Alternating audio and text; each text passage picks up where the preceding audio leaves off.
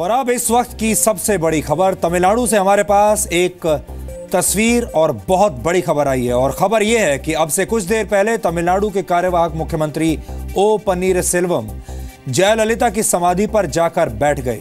तमिलनाडु की पूर्व मुख्यमंत्री जयललिता की समाधि मरीना बीच पर है और कुछ देर पहले मुख्यमंत्री पनीरसेल्वम वहां गए और उन्होंने समाधि पर बैठकर वहां पर जयललिता को याद किया। उनकी आंखों में आंसू थे। पनीरसेल्वम का कहना है कि मेरी आत्मा मुझे झकझोर रही थी, इसलिए मैं जयललिता की समाधि पर आया। पनीरसेल्वम ने यह भी कहा है कि उन्हें राज्य और अपनी पार्टी को बचाना है। मीडिया से बात करते हुए पनीरसेल्वम ने कहा है कि अब आपको किसी बड़े फैसले के लिए तैयार रहना चाहिए। आपको बता दें कि पनीरसेल्वम जयललिता की समाधि पर करीब 40 मिनट तक बैठे रहे। तमिलनाडु की राजनीति में ये एक बहुत बड़ा डेवलपमेंट है। पनीरसेल्वम बहुत भावुक थे और जब उनसे वहां मौजूद रिपोर्टर्स ने पूछा कि उनका अगला कदम क्या होगा, तो उनका कहना था कि किसी बड़े फैसले के लिए तैयार रहिए। जी हां, यह इशारा बहुत बड़ा है जो पनीरसेल्वम दे रहे हैं जब वो ये कहते हैं कि किसी बड़े फैसले के लिए तैयार रहिए। पनीरसेल्वम ये भी कह रहे हैं कि अब वो सच बोलना चाहते हैं। उनके पास कोई ऐसा सच है जो अभी तक दुनिया के सामने नहीं आया था, लेकिन अब वो सच बोलना चाहते हैं। उस सच को देश के सामने, लोगों के सामने रखना चाहते हैं। पनीरसेल्वम ने ये मीडिया से ये भी कहा है कि जयललिता की आत्मा ने उन्हें ये करने की प्रेरणा दी है। यानी जयललिता की आत्मा से उनका शायद कोई संवाद हुआ है या जयललिता की आत्मा ने उन्हें ये करने के लिए प्रेरणा दी। ये क्या करने के लिए प्रेरणा दी? यानी सच बोलने के लिए प्रेरणा उन्हें दी है। और अब पनीरसेल्वम सच बोलना चाहते हैं और हो सकता है कि पनीरसेल्वम का सच शशिकला को बिल्कुल भी पसंद ना आए, क्योंकि अगर पनीरसेल्वम ने सच कह दिया तो शशिकला मुख्यमंत्री नहीं बन पाएंगी। और आपको याद होगा जी मीडिया लगातार कई दिन से आपको यही बता रहा है कि शशिकला जयललिता की सही उत्तराधिकारी नहीं बन सकती।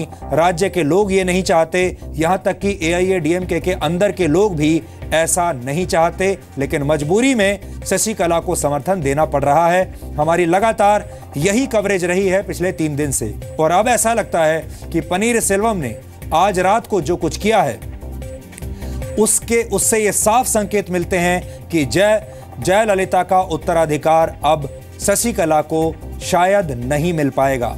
आपको बता दें कि रविवार को ही AIADMK के विधायकों ने शशिकला को अपना नेता चुना था और इसके बाद पनीरसेल्वम ने मुख्यमंत्री के पद से इस्तीफा दे दिया था। ये पद छोड़ दिया था ताकि शशिकला अगली मुख्यमंत्री बन पाए। पहले यह खबर आई थी कि शशिकला का शपथ ग्रहण समारोह आज होगा, लेकिन आखिरी वक्त में इसे टाल दिया गया। और उससे पहले पनीरसेल्वम का जयललिता की समाधि पर आज शाम को जाकर इस तरह से बैठ जाना बहुत कुछ कह रहा है। यह एक बहुत बड़ी घटना है तमिलनाडु की राजनीति से जुड़ी हुई।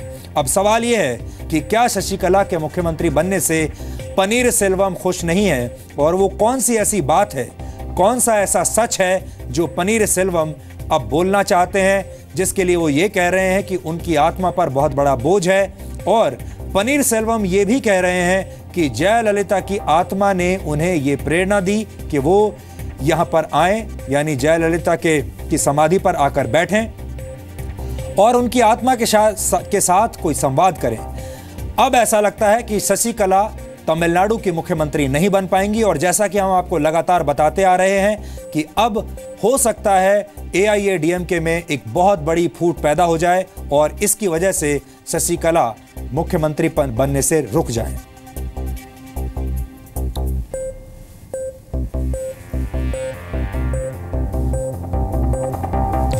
पनीरसेल्वम ने एक और बड़ा खुलासा यह किया है कि जब वो आखिरी बार अस्पताल में जयललिता से मिले थे और जब जयललिता से आखिरी बार उनकी बातचीत हुई थी, तो जयललिता ने उनसे कहा था कि वही तमिलनाडु के मुख्यमंत्री बने। यानी जयललिता की पसंद पनीरसेल्वम थे, शशिकला नहीं। ऐसा दावा है पनीरसेल्वम का कि जब वो मिले थे जयललिता से अस्पताल में आखिरी बार, तो जयललिता ने उन्हें अपनी इच्छा बताई थी और जयललिता की इच्छा ये थी कि उनके बाद मुख्यमंत्री पनीरसेल्वम बने। अब जयललिता ने ऐसा कहा था या नहीं, इस बात का सबूत किसी के पास नहीं है। लेकिन इस बात का सबूत भी उतना ही किसी के पास नहीं है कि जयललिता शायद ये चाहती थी कि उनके बाद शशिकला तमिलनाडु के मुख्यमंत्री बने। लेकिन अपने आप में ये एक बहुत बड़ी घटना है और इस पर जी न्यूज़ लगातार आपको नॉन स्टॉप कवरेज दिखाता रहेगा।